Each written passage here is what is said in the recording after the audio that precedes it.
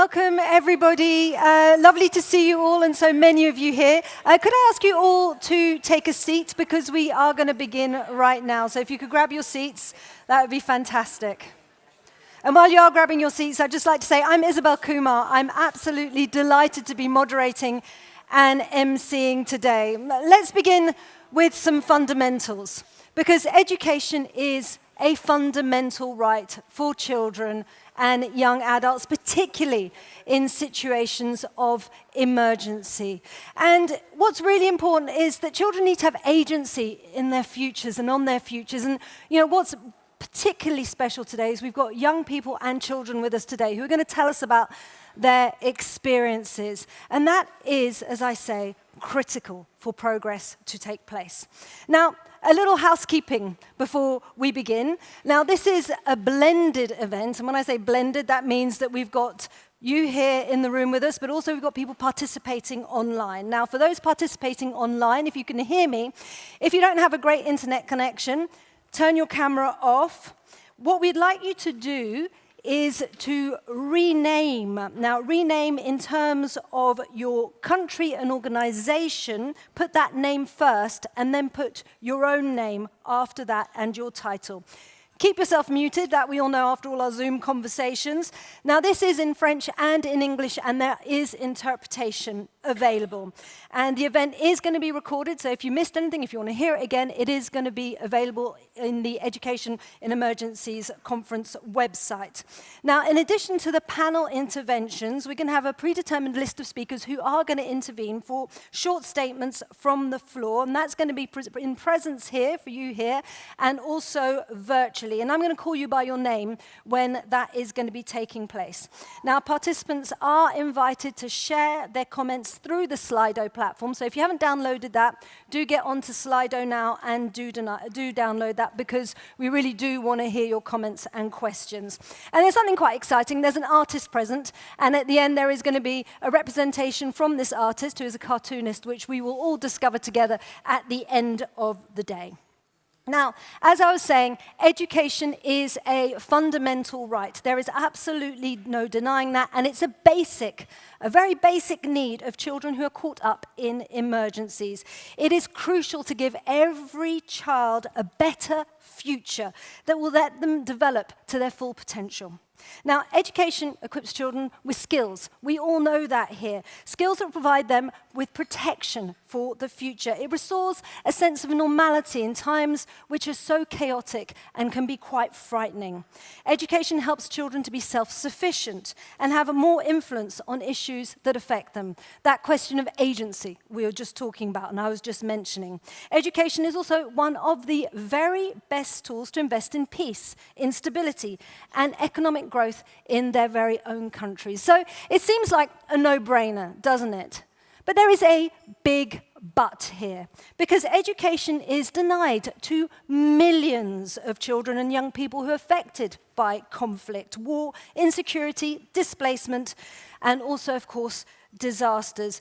It's one of the most underfunded areas of humanitarian aid, and I was shocked when I found this out, because only around 3% of global humanitarian funding is allocated to education. Now, this is a conference which is a joint European Commission and UNICEF conference, and it's a call for increased and coordinated investment in education. It's really an opportunity for us all here to reflect on the momentum education has gained since the EU's Nobel Peace Prize back in 2012, and see what can be done. What can be done to further provide for safety, equity, inclusiveness, and quality of education delivery in emergency situations. So I'm just going to take a seat here, and I'm going to introduce to you 3 short videos, which we'll discover up here, from the ECHO campaign, Education No Matter What. And they come from Burkina Faso, Syria, and Ukraine. So let's watch them together. Je m'appelle Ouedraogo Marie. J'ai quitté Awindri pour venir ici à cause des attaques terroristes.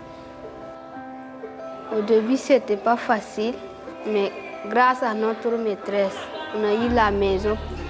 Même s'il y a problème dans ces pays, je suis contente de continuer d'aller à l'école. Je pense que l'école, c'est un droit pour tous les enfants.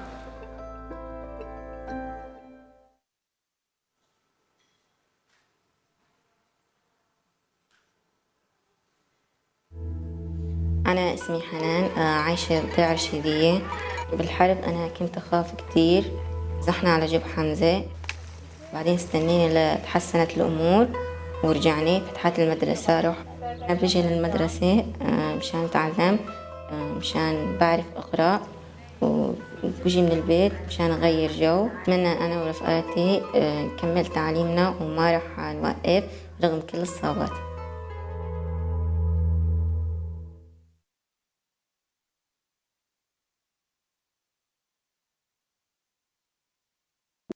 Я Соня, я з України. Навчальний процес відновили десь після місяця того, як почалась все війна.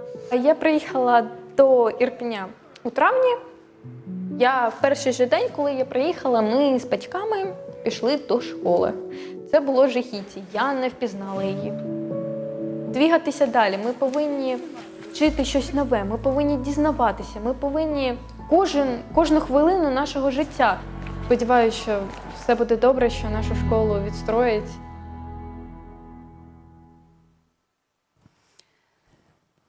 So I think those short videos really bring home why we're all here today.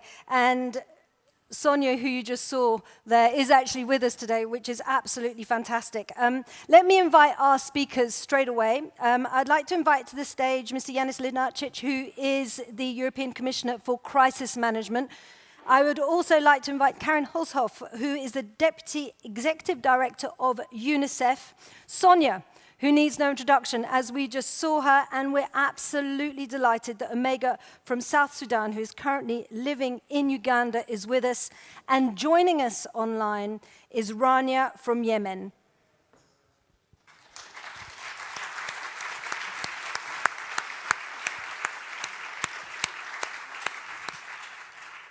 Now, Commissioner, I think you have a few words that you would like to say.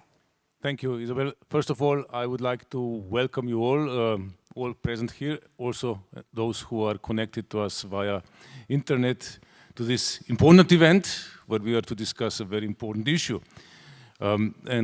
This event is co-organized, as you said, Isabel, together with the European Commission and UNICEF, and I would like to thank Karin for good cooperation in organizing this. And most of all, I would like to warmly welcome our young colleagues who are with us here, Sonia and Omega, and also Rania, who is connected to us via video link. One word about my job in the European Commission. I'm responsible for crisis management. Now, what does that mean? It simply means that it is my job to make sure that wherever and whenever there is a war, conflict, natural disaster or any other crisis that affects people, my job is to make sure that Europe is there to help. And we are trying to do that, in particular through provision of humanitarian aid. Humanitarian aid is one of the most important pillars of European Union's external policy. And for long years, we have been delivering funding and food and medicines and shelter and things like that. But then we realized that people in a crisis situation need some other things too. And especially when it comes to children and young people, they need education. And thank you for mentioning the Nobel Peace Prize that was given to the European Union back in 2012, because it was then that we decided to put all that prize money into education in emergency situations. And since then, this has become a standard, regular component of our humanitarian aid, to the extent that nowadays we allocate at least 10% of our humanitarian aid to education in emergencies. Yes, only 3% of global humanitarian aid goes to that purpose, but from the European Commission, from the European Union, it's 10%. That shows the importance that we attach to this, and we hope that other donors will follow. Because simply, as you said, education is a fundamental right for children and young people. Education is the key vehicle to better life, to full participation in a society, and we must prevent any day, week or month to be lost for our young people, for our children, because they're our future. Thank you. Very, very well said. And absolutely, I completely, agree, and I imagine so many people here in the room do too concur with the fact that time mustn't be lost when it comes to education. Karin Holshoff, I think you would also like to say a few introductory remarks. Thank you so much, Isabel. It's wonderful to be here with the Commissioner, Rania, Omega, and Sonia. And it's even better to see you all in the room. It's really heartwarming to see how many partners are also interested in giving this a gigantic push. I think we can all learn from the European Union, ECHO, on the 10% that they are spending on education and emergencies. That is not what we see everywhere. And I think the interest for the future of children, and I think we all have that at the heart of what we are doing, it is key that children get access to education, not only to be maybe better learners, but also to be able to make informed decisions later on in their own lives. It gives agency, it gives confidence. So for us, when we think about education and emergencies, we also look at the natural disasters, we also look at the existential crisis that we are facing around climate and the impact of climate.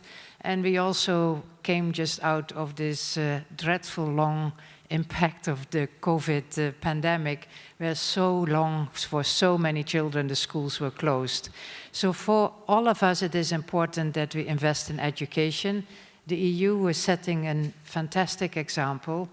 And for us, if we think about Yemen, for example, it is about quality education as well. So children, they stay in school, even if the school is a tent, if there is some quality to it, some playing amongst the children.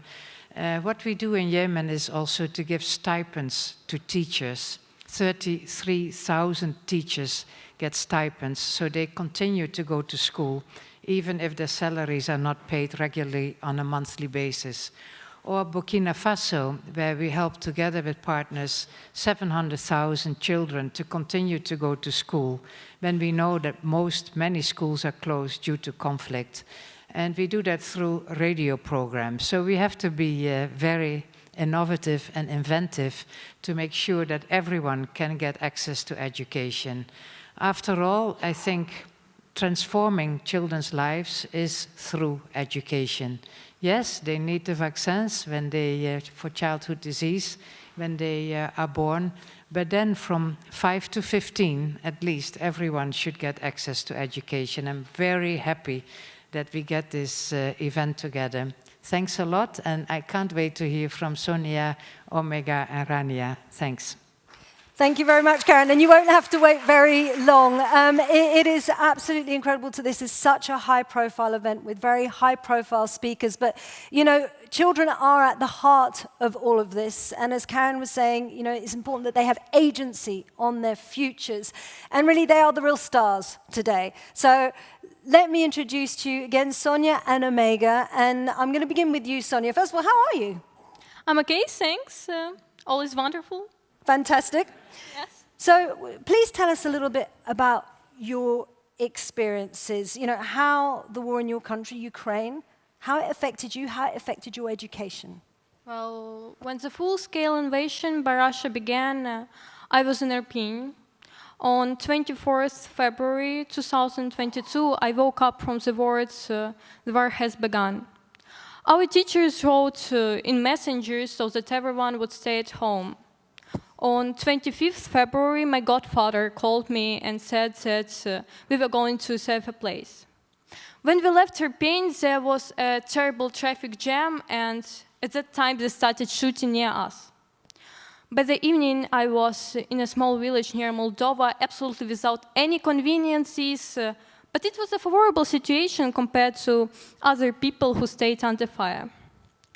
Well, weeks passed and my school started reopening online.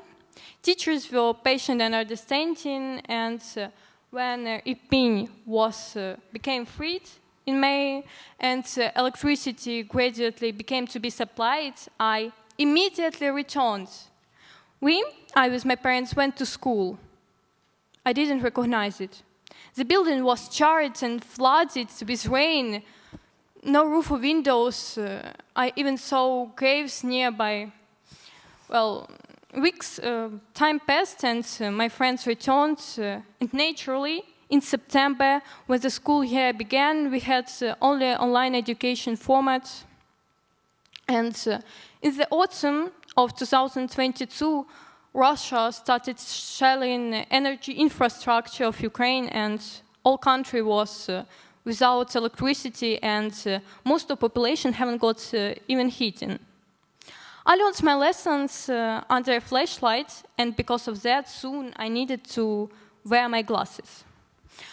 Most of the lessons weren't conducted due to the fact that we simply hadn't opportunity to charge our phones. And all that was accompanied by alarms, regular shelling, and news about death of a large number of people.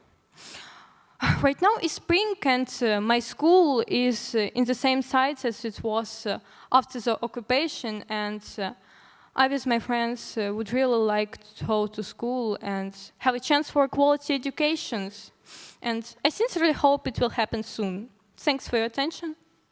Thank you so much, Sonia. Hearing your story made the hairs on my arm and the back of my neck stand on end. It's amazing what you have been able to get through and be able to express to us here. So really, congratulations. Now, it's also fantastic that Omega is with us. How are you, Omega? I'm very fine. A bit cold, though, in Belgium, I think.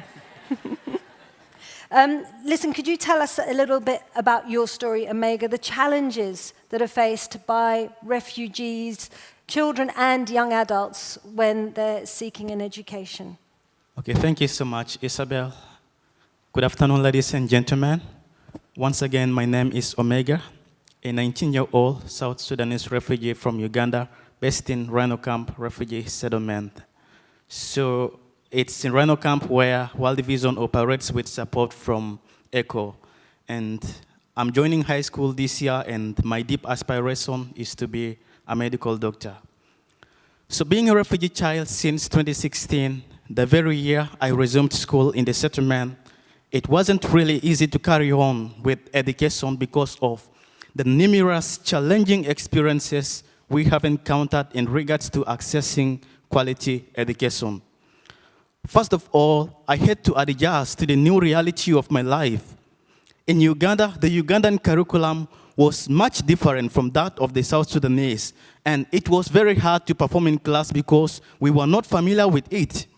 And from there on, I have seen an astonishing crowding in schools I have attended to. So strange that my fellow learners attended to lessons through the window while others sit on the dusty floors. And you can't really imagine a class having over 400 learners. You can't really imagine that. But still, amid such, we pursue education in knowing that it's the only gateway into our dreams. So now, at the secondary level, the greatest percentage of my fellow students are afraid of studying the sciences simply because the laboratories are poorly equipped or even not available. And one can't really find that courage to carry on with the sciences. I've personally walked 8 kilometers a day to access a school, but my colleagues even walk longer distances. And sometimes the hard weather, like the rain, have severally been worse while going to school, but I still know that education is more than what I understand. So the parents' inability to afford tuition and the necessary scholastic materials really made it harder for most of my colleagues to join the secondary level, or even those who managed to join could not be able to complete. But if they complete with difficulty.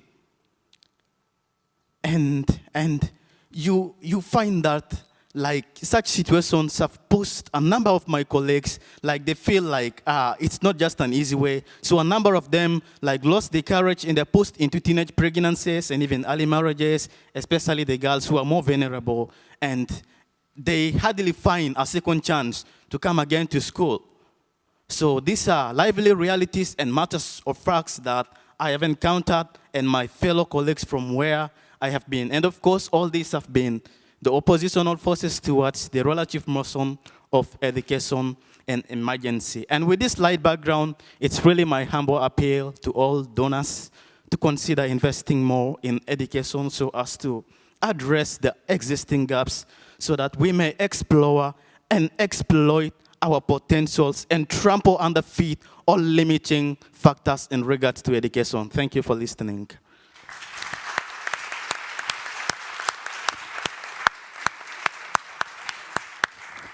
Thank you so much, Omega. You know, you put it so well that education is a gateway to our dreams, but I don't think many of us could have imagined all the challenges that can be faced when we try and attain that dream of having a good education to get to the next step. Now, as you heard, we're also joined by Rania. Now, Rania is in Yemen. She's also joined by her translator, Malak. Here they are. Hello. Hi, Rania. How are you? كيفك يا رانيا كيف حالك؟ تمام. okay. Great. So, Rania, can you just tell us a little bit about you, because you're not with us today, and just tell us a little bit how your typical day, what's a day in Rania's life like? رانيا أنت اليوم مش موجودة معنا في الحدث هذا لكن نحب نعرف عنك يعني كيف يومك يعني كيف يومك المعتاد من الصبح لليل ممكن تكلمينا؟ أصحى الصباح الساعة 7 بعد أروح المدرسة بعد ما أروح المدرسة نروح الساعة 12:30 بعد ما نكمل أختي أو أني تدخل المطبخ تساعد أمي أو واحدة مننا تكون تنظف البيت بعد ما كملنا نتغدى نرجع نذاكر بعد ما نكمل نذاكر كل واحدة تراجع للثانية وبعد ما نكمل نجلس يعني نلعب أو ذا بعد شوية كذا أجلس مع نفسي أجلس أتأمل أشوف أحلامي اللي أنا ما أقدرش إنني أوصل لها أجلس أكتب عند دفتر المذكرات إنني ما أبشن أي حل غيره إنني أمنيتي اللي أنا أتمناها ما أقدرش أشوف إنني أوصل لها. So I wake up early in the morning. I go to school at 7 a.m. And then I go back with my sister home around 12:30. We go home and we help our mother. I help with cleaning and my sister, she helps with cooking. We have lunch, and then after that, we would go through our lessons, our books, and we would read them. Then after that, we play a little bit, and after that, when I find time, I sit with myself. I contemplate about the day. And I dream with myself about what I would like to do in the future. I write in my diary book everything that I cannot do, and I hope that I can reach them. Fantastic. Thank you so much, Rania. Thank you so much, Malak, for that translation. So what, in your opinion, Rania, can be done to allow better opportunities in terms of education in your country? شكرا لك يا رانيا. في سؤال لك يعني إيش اللي ممكن عمله لخلق فرص للتعليم للأطفال في بلادك؟ إحنا عايشين في اليمن في الحرب 8 سنوات. في الأسرة كثير تحتاج وأطفالها يضطروا يخرجوا من المدارس يعني يشتغلوا أو يسولوا. يجب دعم هذه الأسرة والأطفال لكي يعودوا إلى المدرسة من خلال الملتزمات المدرسية والشنط وغيرها. من خلال المدرسة في العصر يجب أيضا دعم المدرسين لكي يعني يعلموا الطلاب تعليم مهم.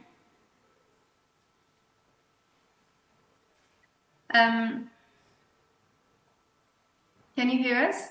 Yes. Good. So we have been living in this conflict for 8 years. A lot of families, they need support. Their children, they had to drop out of school to either work to support the family, or some of them, they go begging in the streets. So these families need support, and these children need support to go back to school, through providing them with stationery or with bags, and with also catch-up classes in the afternoon. And also for these children to be provided with quality education, their teachers also need to be supported. Thank you so much, Rania, for those really important insights. Now, I know you're staying with us, so don't go away, because you have some questions that you want to ask yourself. Now, I've been asking lots of questions, but now it's your turn, Sonia, because I think you have a question for the Commissioner. Yes, I want to ask what will be your priority actions to ensure children and young people can access quality and inclusive education in crisis or emergency situations? Well, first of all, priority number one is to provide a space for school. Your school was destroyed, so there needs to be another space provided, even if it is a tent temporarily or a shack or whatever, but of course there has to be a space called school. Second, you need teachers, obviously, and these people, teachers, also often share the same fate of pupils when there is war or a disaster. So we need to support the teachers, as we heard from Yemen just now. We therefore include in our programs as a second priority training of teachers, supporting them in every possible way, so that they are able to provide the quality education. And then you need many other things. You need school materials, you need textbooks, you need backpacks, you need things like that. And this is not yet the end of it, and this is not yet the end of our list of priorities. We pay special attention also to some other things that should, in our view, go along with quality education, like food. In many parts of the world, the school meal is the only meal that children get in the entire day. Then health, one should not underestimate the provision of essential health services, in particular because we are talking, and you asked about crisis situations. Those situations often lead to traumatic experience among children and young people, pupils, and that's why we have also to include in our emergency assistance, also mental health and psychosocial support programs. So this is the list of our priorities. Yes, thank you so much. Was that a good answer, Sonia? Perfect, yes. Okay, 10 out of 10 then, Commissioner. Omega, now I think you also have a question for the Deputy Executive Director of UNICEF. Okay, thank you. So I would really wish to hear this from you, Deputy Director for UNICEF. How can you support young people's initiatives and ensure that their voices are heard so that we, the young people, really feel assured and we can doubtlessly just say our voices are for sure heard? Thank you. Thank you, Omega. Your neighbor, Karen. Very nice, this question. I think it's not so easy to answer. If we are honest about young people and the voice of young people, I think it starts with listening.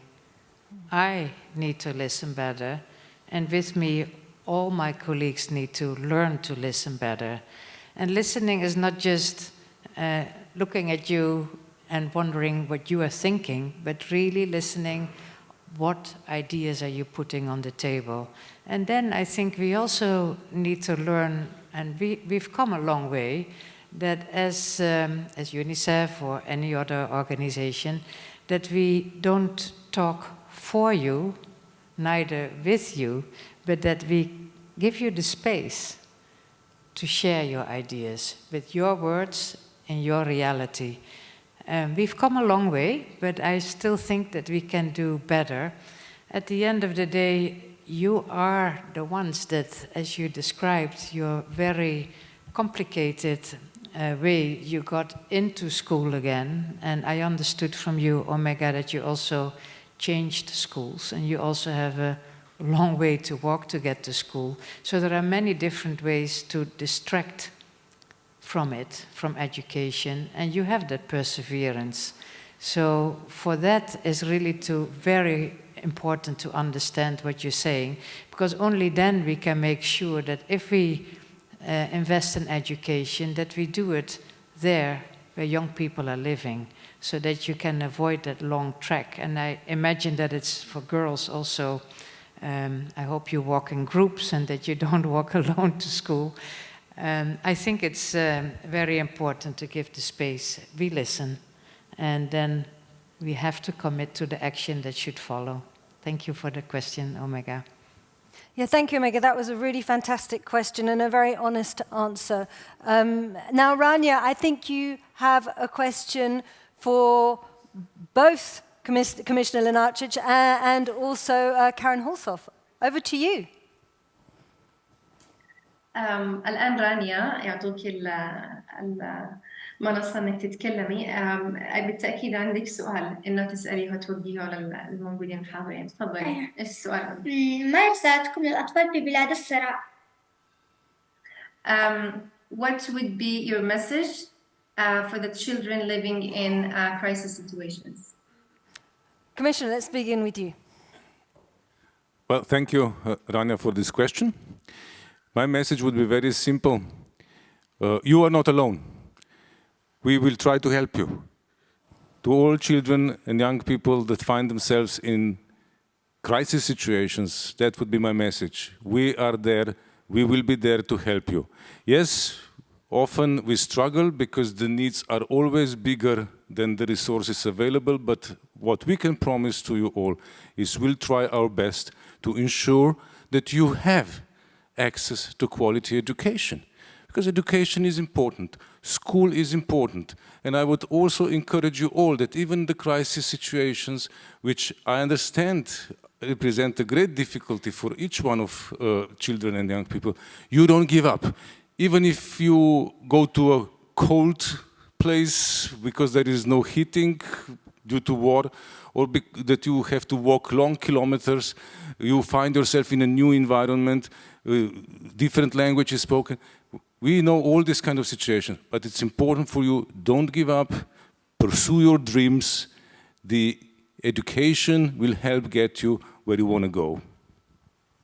Fantastic. And what would be your answer to that?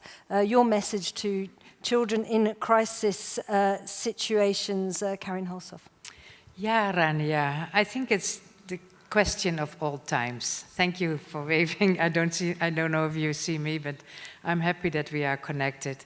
School offers so much, so I don't want to simplify it too much. I think there are many, many things important in life.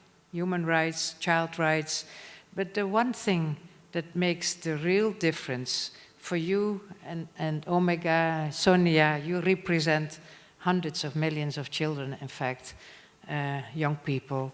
The one thing that will give you, and you call it the gateway to the future, Omega, is really education. Education is also a space where you are together with your friends.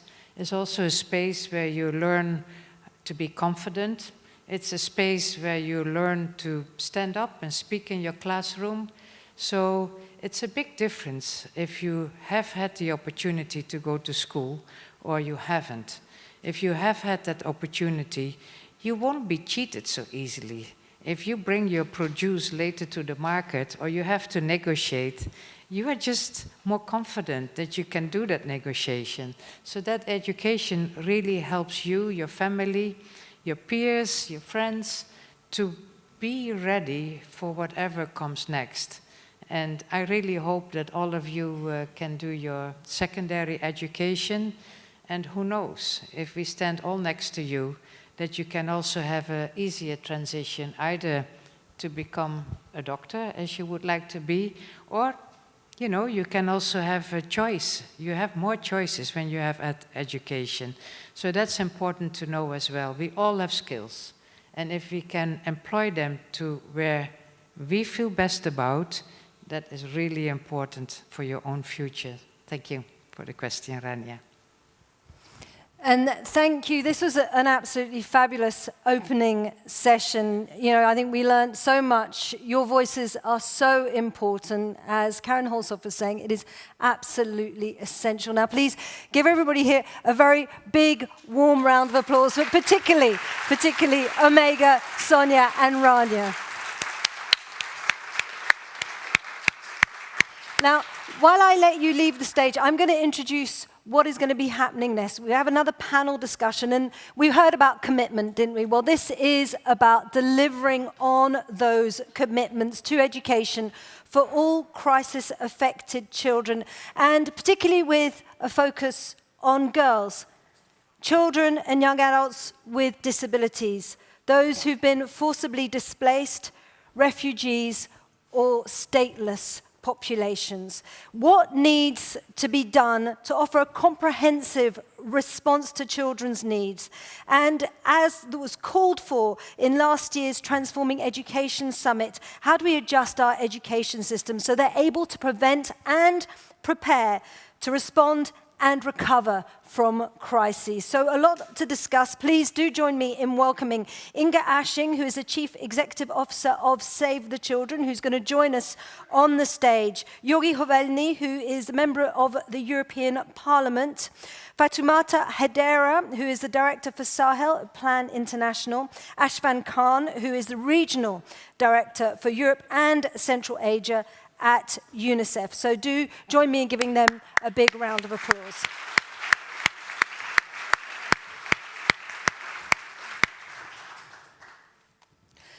So, Inga, I'd like to begin with you. What can be done and how can we ensure that education is the priority? It's prioritized in terms of those humanitarian responses and also in terms of anticipatory action. What needs to ensure that a rapid education is included at the onset of any crisis? Thank you. Thank you so much for that question. And I want to start by thanking Sonia, Omega, and Rania for sharing their stories and also giving a bit more perspective to what we're actually discussing. And one of the things that I want to start by saying that I think it's so critical that we are working together, international organizations, governments, local communities, and young people themselves, because that's the only way that we are able to move the needle. Save the Children are working in South Sudan, in Yemen, and in Ukraine, so the situations that you are describing is very familiar to me. I want to focus my response on three areas. First, how essential education is, and that is actually life-saving. Secondly, I want to talk about strengthening educational systems. And finally, how we can ensure that we catalyze progress in each of these three areas. So I don't think I need to say a lot about how essential it is. I think we heard it so clearly from Omega, Sonia, and Rania. But I think we sometimes forget that. Sometimes when we respond in an emergency, see education as an add-on, not as a critical integrated part of our response. And why is it so essential? I mean, it's about what we heard the previous speaker saying. It's ensuring that children are able to learn before, during, and after a crisis. It protects children. We heard Omega speaking about the implications of dropouts, what risks children are facing. But it's also an entry point for a lot of other services, life-saving specialized services in many countries. And it is critical that we prepare for these responses before a crisis happens, and that we have a response ready and implemented on day one of a crisis. So crises are by their nature very challenging, but many of the crises are actually predictable. We know that it will happen, not everywhere, but often. And one of the things that we have been doing and are doing in Save the Children is that we are trying to make sure that we have preparedness, that we have an approach for day one. What do we do when the crisis happens? What do we do when the emergency strikes? Because that's what is so critical, that we are actually preparing for this, because we are having more and more crises around the world, more and more children are affected. And in order for us to be able to deliver this life-saving education, we need to be prepared. It is both on operational issues, it's around technical issues, and what we need to do is to ensure that ourselves and our partners are ready to deliver in the acute situation. And I can just give you one example. Here we heard from Ukraine, South Sudan and Yemen, but when the flooding hit in Pakistan, we had our day one approach ready. So we were able to very quickly respond and ensuring that part of our response and support to the children in Pakistan was focusing on giving them access to quality education. It meant that we were having packages ready, learning materials, and plans for how we would be able to work. So that's the essential part of education. We need, in each and every country around the world, we need to invest much more in educational systems. Because if we do that, and we do that properly, that's also ensuring that we are more prepared. We need to focus much more on anticipatory action in our humanitarian responses. And there are a number of tools. We have the Comprehensive School Safety Framework that has been endorsed by the Global Partnership for Education, and Education Cannot Wait. There are things that we can pick up, things that has been developed, things that we can just, in each and every country, start to work using, so that we are able to have a day one approach and be ready. I really hope that governments and other educational bodies are joining the Global Partnership for Education in implementing this. And finally then,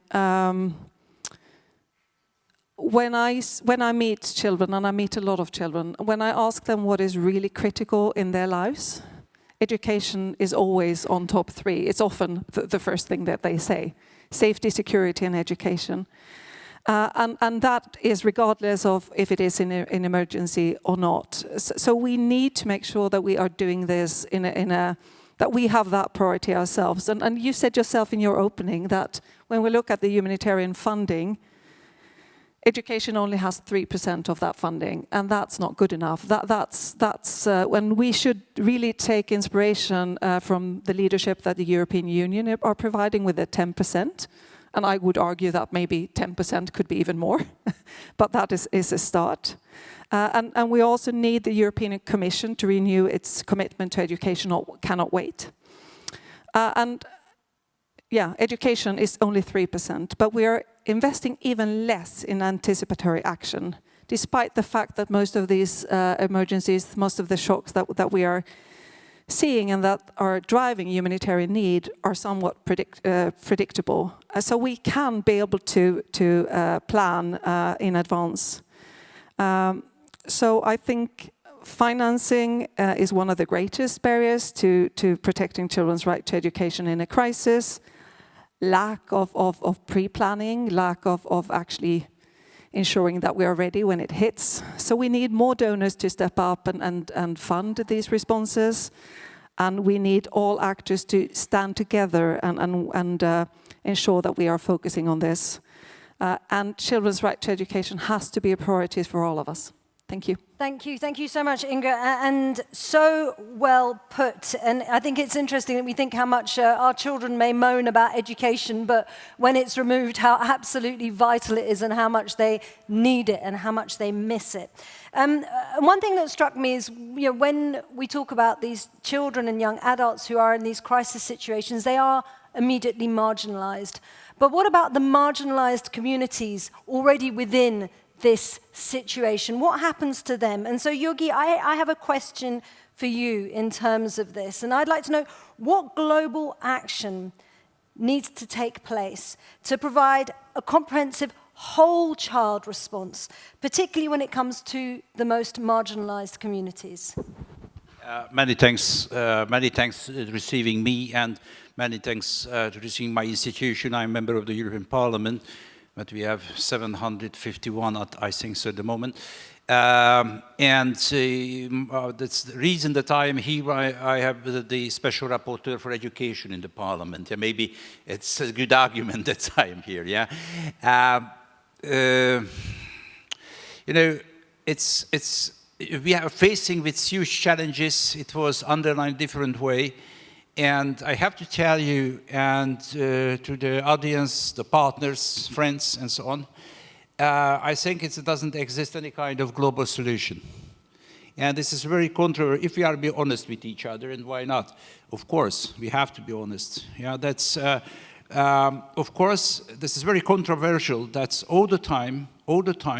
Of course, we need the global solution. We are waiting for a different kind of solution with global actors. But according to UN average, the length of the humanitarian apple is no more than 9 years.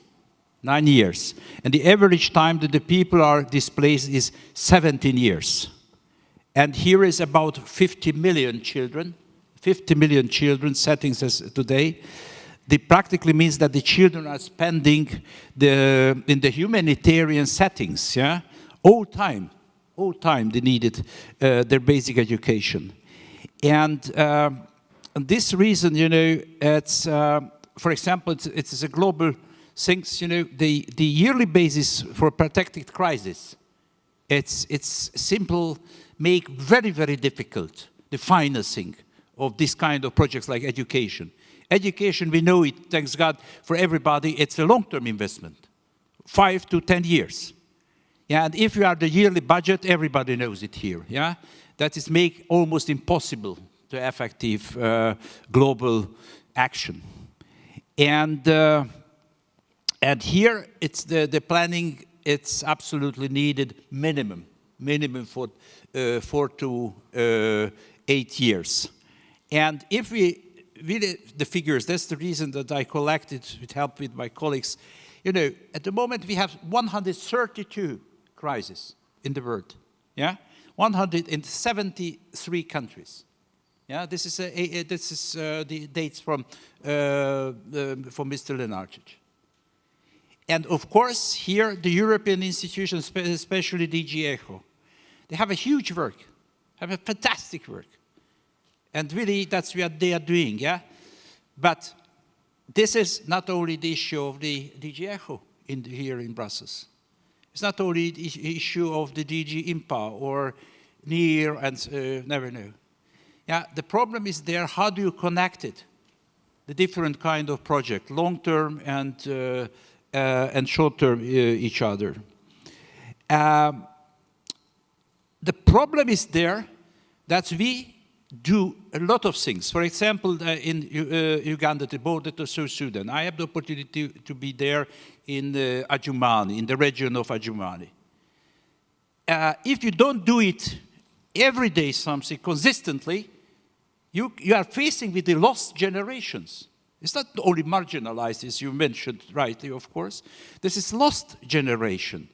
And we, for a lot of money, a lot of engagement, sorry for that, I know it's not the correct wording, yeah, but we're producing lost generation. It's absurd. This is totally absurd, and I hope in the later we can go more in the details. What I wanted to tell you, if it's not a correct, I would just say, decent education, it can the guy very easily turn to radical issues. And it's really, we know it, everybody, that there's a big danger is the radicalization, yeah, and can be used and misused the things what we wouldn't need it, wouldn't like it. The last one, the last point, yeah, we have to talk about the hunger. And I think it was mentioned by the Commissioner Lenarčič, the school feeding programs. It's one of the best issues, yeah? what it really in my life, this is not an open advertisement, it's not needed, yeah? But you know, how do you connect it, yeah? To basic need. And I think that should be one of the, for example, the globally protected issues. And the final dates, sorry that I lied the dates and figures. This is one of the reasons that I try to be not lost in the European Parliament. $1 invested school meals accumulate, yeah, $9 in the economic returns. Do you understand it? Why we are not able to use it in a more efficient way? Thanks a lot. Thank you very much. Now, Fatimata, I want to go straight to you now, and I would like to ask you specifically about marginalized children and young adults. I think it will be turned on when you start talking. And let's look at the issue of minorities who, for example, children, young adults with disabilities, for example, minorities within those communities as well. What can member states do better in terms to provide more inclusive education in these crisis situations? Okay, thank you so much for this opportunity. I think I'm going to talk a bit what is happening exactly from the Sahel and a little bit Ukraine, because I am myself from Mali and working for the Sahel countries, and you know what is mean when we are talking about education in emergency. And then I will talk a bit about our response as Plan International, what we are doing and what is working, and lastly, our ask. And I think all of my predecessors already talked about the crisis and how it's happening. We have now more than 222 million children and adolescents who are, under this crisis, and more half of these girls are girls affected by the horror of war, disaster, displacement, the climate change, and also the impact of COVID-19, what sometimes we are forgetting, who urgently require education support. In the Sahel region, as I said, education is challenged right now by armed conflict and the significant hunger crisis. Don't forget it, what is happening. Armed conflict causes massive displacement of the population. We have school closures. This morning we hear from Burkina Faso, where I was based, the destruction of school facilities, abductions, and killing of students and teachers, what is happening exactly now. In addition, hundreds of thousands of children, especially girls, are being taken out of school due to the hunger crisis, or they go to school hungry, they never eat, and this all impact their ability to learn and also to be concentrated. Saying that yet the right to inclusive, quality, gender transformative education is both life-saving and life-sustaining. While I work in the Sahel, I would like also to take this opportunity also to draw our attention how education is under attack in multiple contexts, like in our Ukraine crisis response, where we provide education in emergency programming in Ukraine, Moldova, Poland, and Romania. The education of over 70% of Ukrainian children has been impacted since the escalation of the conflict last year. As in the Sahel, attack on education are a huge challenge. 1 in 50 schools across Ukraine have been damaged. And in the last 3 months of 2022, at least half of all online classes were suspended due to missile attacks. Yeah. In all these contexts, I would like to highlight that girls are the most affected, as I said. When families move to negative coping strategy in face of these challenges, they are most likely to be removed from school and face specific risks like child and forced marriages, gender-based violence, and economic exploitation. Our response as Plan International with the government and humanitarian partners, we work with commitment in the Sahel region. And our education in emergency intervention includes 1, effort to strengthen community resilience and preparedness.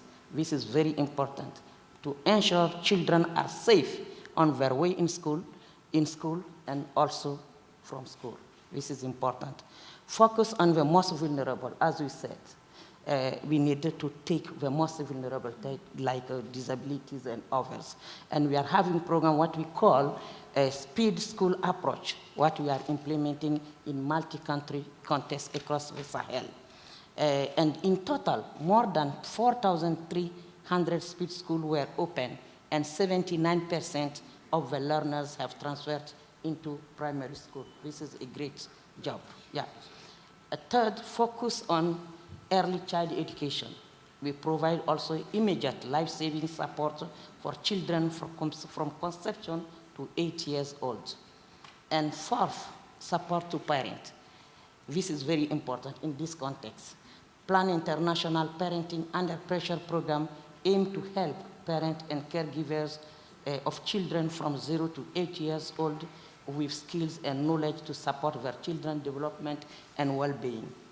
And my predecessor just talked about focus on food and feeding program. I will not talk about it because it's very important to support the children nutrition status, support household food, and also increase enrollment and attendance because some of them have the only meal in the day. And lastly, we are conducting advocacy with the government because you can't work without ministries of education and others to implement Safe School Declaration and its guideline, and also to put in action, don't forget it, the UN Security Council Resolution 2601 of children and armed conflicts. My ask and our ask. Keep maybe your mic just beneath, because I'm not sure if everyone can hear you. Can you hear me? Like that's better, I think. Yeah. Fantastic. My call is on the UN and its member states to prioritize funding for children and girls' education in emergency. Without learning continuity, we risk turning back the clock. Overall human development and human rights gains made over the last decade, including in girls' rights and gender equality. The time is to act now. Let us act right now. Don't wait again. Our joint work for education in our countries for decades have paid off, as community generally know the importance of education. I will end the word of an internally displaced woman and mother of 5 children living in Mali, Mopti. I am from Tombouctou, and I'm talking about Mali and Mopti. 4 of my 5 children are in school, but we have difficulty paying their school fees. I didn't have the chance to go to school. I hope I am the last woman in my family who didn't go to school. Thank you for your attention. Thank you very much. And they were very strong words to end on. Now, Afshan is from UNICEF, as you all know. Now, Fatimata was just talking about Ukraine. She touched on the situation of Ukraine. I'd like to build on that, because what I would like to know is what can be done, I guess, to strengthen kind of a sustainable education system during, but also after conflict? Thank you. Thank you for that question. And I think when I looked at the video and I heard Sonia speak, the first thing that was very clear is there's some very real investments to be made here and now. And that includes the rehabilitation of schools, for which ECHO has been providing support to government to rebuild schools. There's the actual capacity for children to be continuing to learn online education when they can't go to a classroom. This third component, and I would say is quite important, is the mental health and psychosocial support to teachers and to children. The trauma and the scars that this war has left on children is only now beginning to surface. And as Fatimata said, there's still continuing missile attacks against schools. So this is an ongoing need. The fourth thing I would say is we're coming out of a period of COVID, as Karen mentioned. So remedial learning education opportunities and catch-up education are critical. Kids have lost a couple of years. The war has compounded that, and we can't expect them to be in the same place they were when they started. And the last thing is something Fatoumata also mentioned, which is the early childhood education component. We often don't think of that in emergencies. But if children need to leapfrog to be able to learn quickly, the more we can get them into early learning, the better. Now, in Ukraine, this poses a real dilemma, and partly because so many schools have been damaged and destroyed and are still under attack. So UNICEF has been investing in bunkers across the country so that children can continue learning despite the shelling. We've tried to work on apps. Ukraine is highly digital that support both parents, and we have an online kindergarten that has reached millions of children across Ukraine. The second part, and we haven't touched upon that enough yet, is the families and children that have crossed borders that are Ukrainian. Almost 8 million people have crossed into other parts of Europe. Now, what can we do to better integrate those children into local schools in the countries where they're seeking refuge? And much more needs to be done there. The Ukrainian government has invested heavily on online learning, as was said, but when the infrastructure was damaged, for a period of time, that online learning went offline. In addition, for younger children, being integrated into school, it's not just about learning, it's also the socialization process. It's learning to work with peers. It's the soft skills, confidence, compromise, negotiation, all of the things that you're going to need later in life. Those have to be done in person. And even if there are language barriers, there's a tremendous opportunity to hire Ukrainian teachers, Ukrainian mothers, to come to classrooms to work alongside, whether it's in Poland, Czech Republic, Slovakia, Hungary, to give the opportunity for children to be integrated into those schools. And that's something we mustn't forget, because it's critically important, and we recognize the importance of Ukrainian language and being able to continue online education, but that integration in the school is critical. The third element, I would say, that we have to think longer term, and it's particularly for those countries that are part of the European enlargement agenda, is what kind of systems and policies need to be put in place to continue financing and budgets for education and learning. And often in that, when we look at recovery, we think about the investment in infrastructure. It's far more than that. It's teacher training. It's reform of the education system. It's building back schools so they're inclusive with children with disabilities, whether that's children that have been maimed in the war itself, or children who had learning disabilities or physical disabilities. When we build back those schools, and for the European Commission in particular, no school should be rebuilt that isn't able to accommodate children with disabilities, whether it's learning disabilities or others. And then training teachers so that they're able to work with those children in a way that allows them to be included in regular classrooms. And lastly, I would say, when it comes to the budgets for education, much more needs to be done to look beyond the short-term investment to what's the longer-term investment. Sometimes our financing modalities do a disservice to children. If you give a 12-month grant to an agency that's supporting children to go to schools, and you give that grant in June, it ends in June, right? The school year starts in September. How do we align those things so that the school learning is aligned to the budgetary process and the financing modalities? And much more needs to be thought through in those terms. And lastly, something we haven't talked about that I saw was so important in other parts of the world, and with COVID it became so obvious, is the water and sanitation in schools. Many girls, the biggest deterrent of going to a classroom or going to school there isn't an access to toilets, and there isn't access to clean water. And when you're menstruating, that's a big deterrent. So how do we make sure that's possible? And you think, funny she raised that in Ukraine. I went to eastern part of Ukraine before the war started, and the hygiene facilities in schools were nowhere where they needed to be for adolescent girls.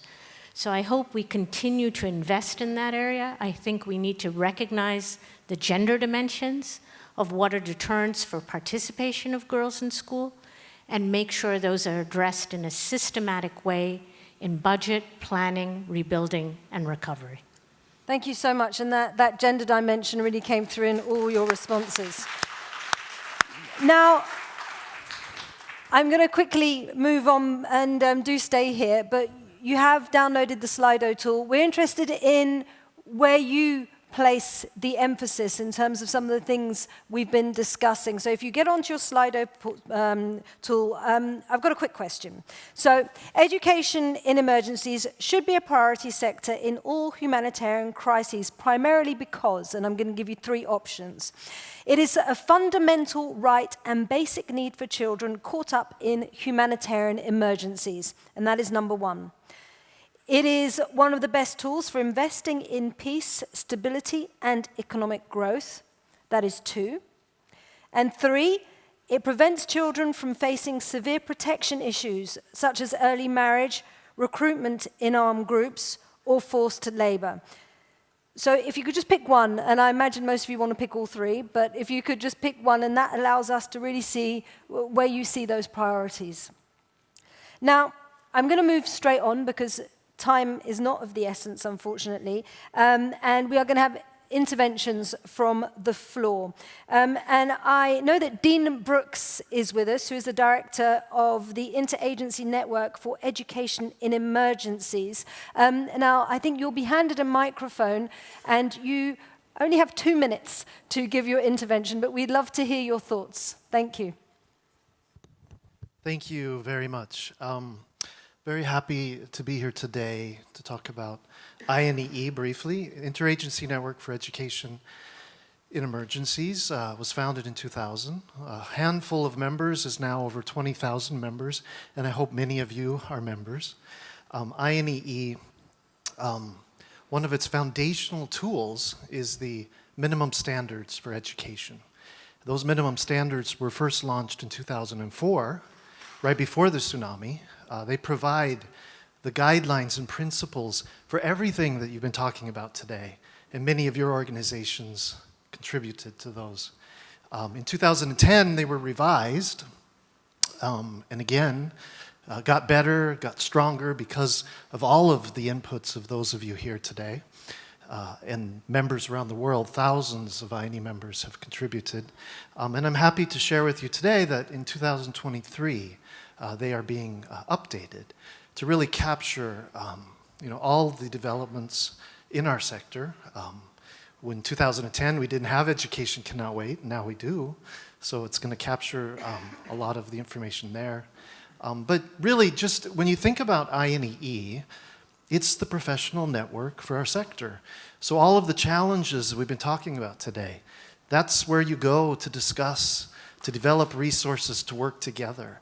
That's what it exists for. It's free to join. The resources and tools are free.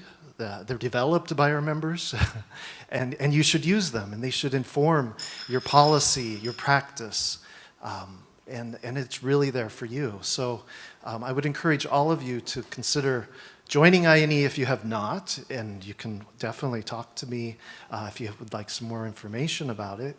But this is really the network for education in emergencies.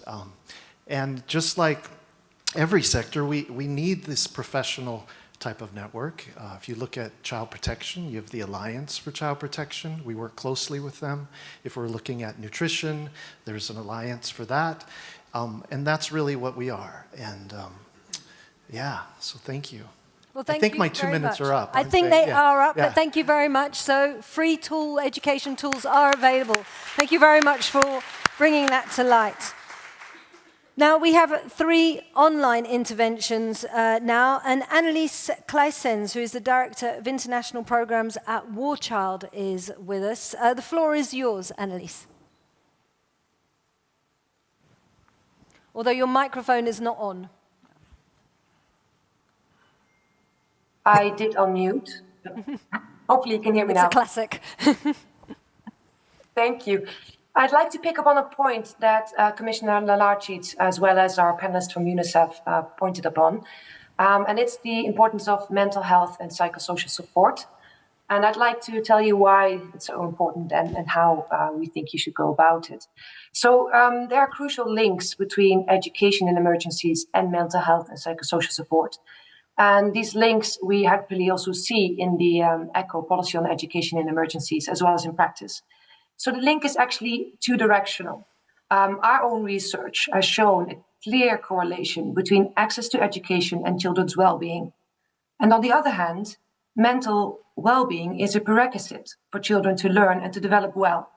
And our own experience actually has shown that the education system is a really good entry point for mental health and psychosocial support programming. So considering the linkages, high-quality MHPSS interventions take an integrated and holistic approach, which takes into account the whole socio-ecological system. So this means that children and youth are at the core of the system. But teachers also need to be enabled to better support their students' well-being, but they also need support to care for their own well-being. And the same is true for caregivers and the wider community. So while this holistic integration of mental health and psychosocial support is crucial, funds and time will always be scarce. So the best possible support, in our view, is to have well-developed, adapted, implemented approaches, as well as partnerships. As War Child, we work on evidence-based methodologies in our care system, and we believe that in partnership with other organizations, we can reach as many children as possible to benefit from this. So as a medium-sized humanitarian NGO, we have invested in research, and we gladly share our methodologies with others. So like the previous speaker who intervened, we also want to share this out and see how we can join forces. So we want to call on the NGO community to jointly develop and make use of proven methodologies to use the available funding efficiently and effectively. And we also call on the donor community to continue to fund integration of high-quality MHPSS in education and the development and implementation of evidence-based methodology. While research itself might be outside of ECHO's mandate, ECHO may advocate to other directorates and donors to make research in education in emergencies and MHPSS possible. Thank you for your attention. Thank you very much. And again, very important to hear that there are these resources available. So thank you very much for bringing that to light. I'd like now to call on Asunta Charles, who is the National Director of World Vision Afghanistan. Please do begin your intervention. What do you have to tell us? Thank you so much for this opportunity, and I hope you can hear me well. Very well. It's all good. Oh, thank you. I'm joining you from Herat in Afghanistan, and today I'm so happy that there were direct voices of children heard in this platform. But I have to share with you one of the incidences that my community members asked me to share at this platform. When I went to Badghis a few weeks ago, one girl came up and said, "Every night I wake up with nightmare whether this will be the last day for me to stay in my own home. Because tomorrow, my parents can call me and say, we don't see any opportunities for you to continue your studies, and we don't see any of your dreams are going to be fulfilled. So ultimately, we have found a bridegroom. You have to get married and just move out of this house." This is the nightmare and the trauma and the stress nearly millions of our girls going through in Afghanistan. And this is the only country that is denying constantly the educational opportunities to girls. And as I'm talking to you, I'm looking around to see whether there are new directives allowing girl children to join schools, because 22nd March, schools are reopening, and we have not seen any. That is the desperate situation in Afghanistan. So I want to stand and raise that voice of the Afghan girl children especially, to tell the global world it's the right time to stand with the Afghan children. They need to realize that as education is a right, they shouldn't be denied of this right. There's an immediate need to stand by Afghan children so that the schools can be restarted and the children can have the right to continue to study. And I also have a request for the donors that the funds for Afghanistan need not be diverted. We are hopeful that things may change, and we want to see there's a quality education assured to every boy and girl in Afghanistan. Infrastructure facilities, capacity of the teachers, you name anything, you can do it in Afghanistan. So there's so much of need on the ground. So we need you to stay and support the Afghan children. And World Vision has been continuing to do a lot around community education in this country. And we also want to advocate that we continue those supports in reaching out to the remotest areas. So my request to the entire global community is to support and advocate for the rights of girl children to have education in Afghanistan. Thank you so much.